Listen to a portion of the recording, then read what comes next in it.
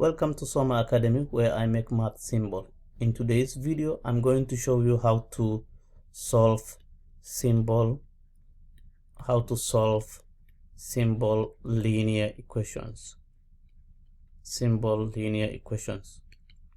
An example is, say we have 3x plus 4 equals to 10, and we want to solve the value of x.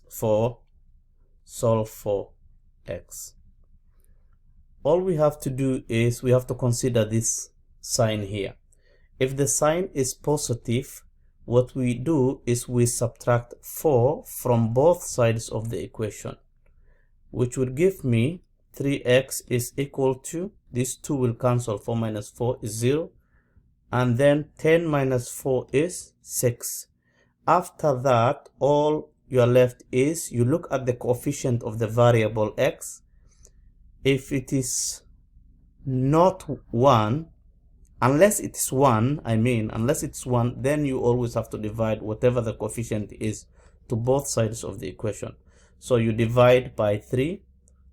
3 divided by 3 is 1. You are left with x on the left hand side, and on the right hand side of the equation you divide this by 3. That gives you 2.